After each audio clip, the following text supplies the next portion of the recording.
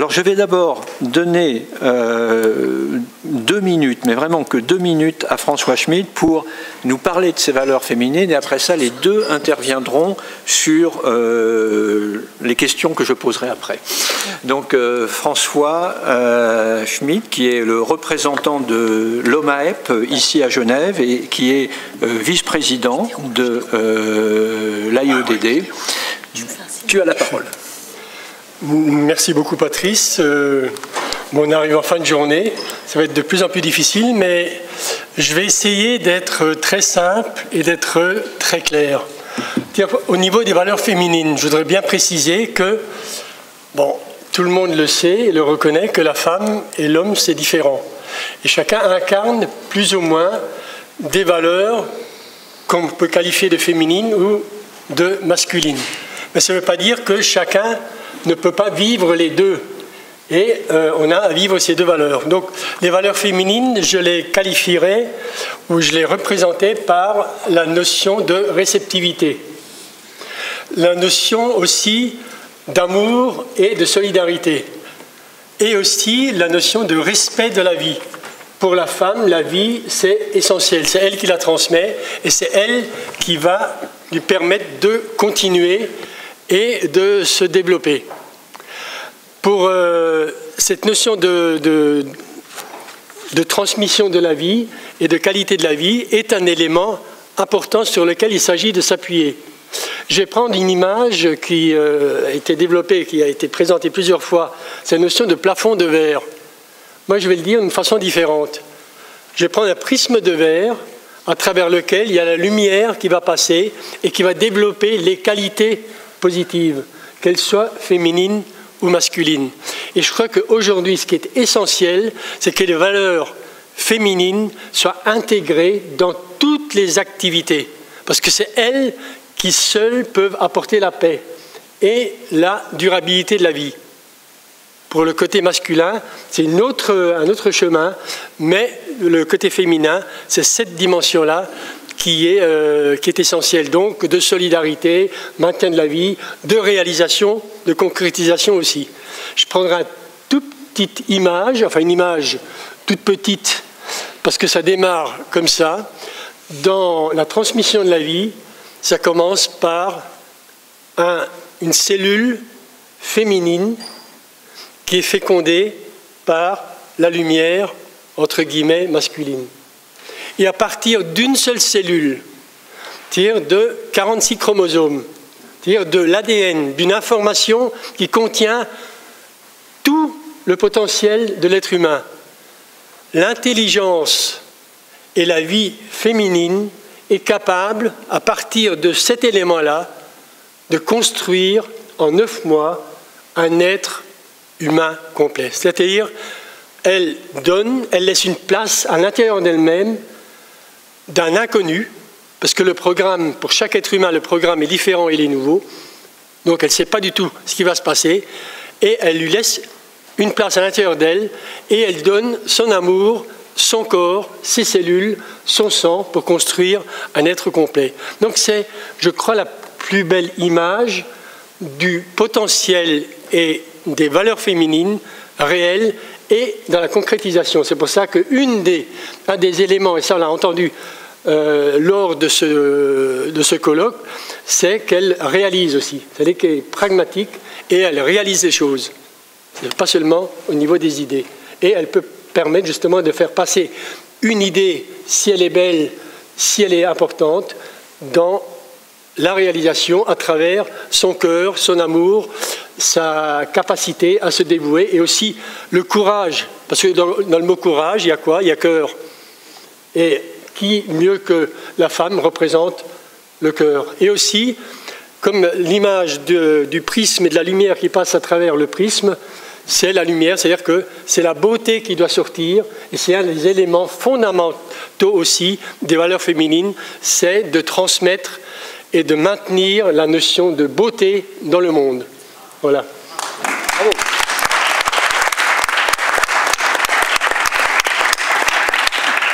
Donc, les 2 minutes. Par rapport à concrétisation et la réalisation, je voudrais quand même rebondir un petit peu sur ce qui vient d'être dit, c'est que la femme a vraiment cet esprit de réalisation, de concrétisation et de mise en place d'un cadre, qui est évidemment très important. L'autre aspect, c'est de mettre dans ce cadre, de faire passer la vie, de faire passer, je dirais, l'amour, de faire passer la réalisation pour que ça donne des fruits. Et pour cela, cette vie, ce sang qui doit circuler dans cet organisme qui est encadré, il doit avoir une information qui est positive. Et donc, dans cette information qui est dedans, qui doit passer, il y a le côté, je dirais, valeur masculine, évidemment, et la dimension valeur féminine qui doit être véhiculée par ça. Et je prendrai une petite image encore de l'objectif que nous avons lors de ce colloque, c'est de changer la société et de faire rentrer ces valeurs féminines, cette dimension d'amour, de bienveillance, de réalisation, de solidarité dans le quotidien. C'est-à-dire de construire un nouveau paradigme, c'est de le faire rentrer dans l'ADN, je dirais, d'une nouvelle société. Et que ce nouveau paradigme, il soit construit avec un nouvel ADN. Et donc changer l'ADN, ça veut dire changer les mentalités, changer le programme. Évidemment, ça peut paraître extrêmement difficile et presque impossible. C'est comme si, à côté d'un arbre qui est là depuis 100 ans, 200 ans, on plante une graine qui a un autre programme et qui commence tout petit. On se dit, on n'y arrivera jamais. Évidemment, on n'y arrive jamais si on ne l'arrose pas, si on ne le soutient pas. Donc ce qu'on fait ici, c'est de le soutenir, de l'arroser, de communiquer d'une certaine façon. Et je dirais aussi que là, ce qu'on a fait, c'est de communiquer avec bienveillance, dans l'écoute. Il y en a qui émettaient. Émettre, c'est le pôle masculin positif émissif. Recevoir, c'est le pôle féminin. Mais évidemment, on a tous fait vivre les deux pôles. On a écouté, on a parlé. Donc, c'est dans un changement de paradigme et dans une éducation, dans une communication éducative qu'il est possible, justement, de changer les choses en profondeur et de changer les choses aussi dans le quotidien. Et donc, là, au niveau de la gouvernance, il existe maintenant la gouvernance bienveillante. C'est-à-dire que là, on a intégré dans la gouvernance les valeurs féminines, mais on n'a pas exclu les autres valeurs. Sauf qu'il s'agit d'harmoniser les deux et d'équilibrer les deux. Et donc, dans cette gouvernance bienveillante, eh bien, on tient compte de la vie, du vivant, on tient compte des autres personnes, on est dans l'écoute. C'est-à-dire qu'on valorise une organisation, une association, c'est-à-dire le vrai gouvernement ou le vrai gouvernant, le vrai leader, celui qui doit diriger les choses, c'est celui qui est capable d'écouter et qui se met au service d'un objectif, d'un but. Et donc, je crois que si le leader, le gouvernant, il a compris qu'il est au service et qu'il est capable de mobiliser, d'activer l'intelligence collective, à ce moment-là, il va y arriver. Et puis, dans la vie actuelle, on sait qu'on a deux cerveaux, cerveau gauche, cerveau droit. Donc il y en a un qui est plus mental et raisonnable, dans la raison, dans le côté rationnel, et l'autre qui est plus dans le cœur, dans la vie, dans la beauté, dans le côté artistique. Et bien de plus en plus maintenant on active ce cerveau-là. Et la femme justement a ce cerveau qui est beaucoup plus activé. Elle a intégré les valeurs masculines de la même manière, comme on l'a vu avec la science. Elle est capable de faire les mêmes choses que l'homme, il n'y a pas de problème à ce niveau-là. Mais il s'agit maintenant d'intégrer et de porter haut les valeurs féminines pour la survie de la société et pour construire la paix. C'est là une condition pour construire la paix. Qu'est-ce qui fait la paix? C'est la femme. Et c'est les femmes. il y a des moments, il y a suffisamment d'exemples, on parlait de concret, où c'est les femmes qui ont décidé d'arrêter la guerre entre les hommes, qui pouvaient être les hommes dans le même village. Hein. Moi, je peux prendre un exemple africain au Sénégal, où j'avais été il y a 2 ans, et où il y a une guerre civile. On n'en parle pas, mais il y en a une. Et j'ai été dans cet endroit-là.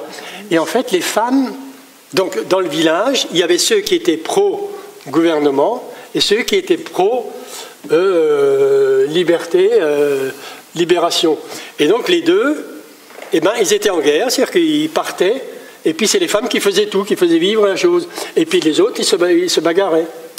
Donc là, les femmes, elles ont décidé d'arrêter ça. Et du coup, c'est elles qui ont réussi à amener la paix.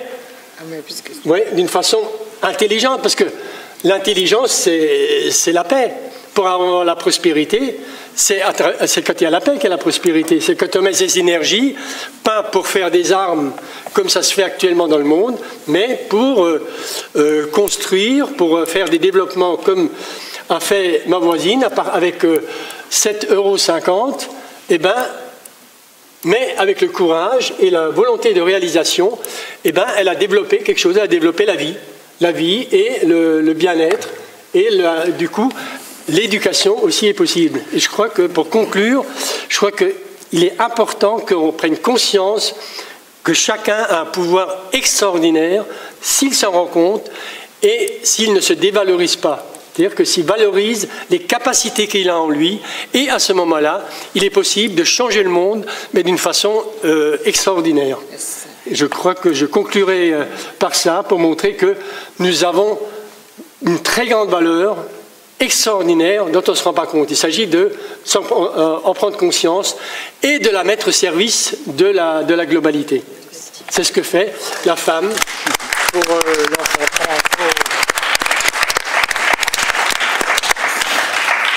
Oui, c'est très important, cette élévation de conscience, et ce que disait aussi M. Bléca, c'est d'avoir dans la mentalité de penser en termes de paix, de développement, et que ça rentre dans la conscience pour éviter l'enfermement. L'enfermement, malheureusement, les femmes s'auto-enferment par leur manque de confiance et les hommes les enferment. Et donc, la conclusion, c'est ça, c'est résister à cette injuste marginalisation et construisons ensemble l'ouverture pour que, justement, les femmes occupent beaucoup plus l'espace public inclus, parce que c'est là où se situe la gouvernance.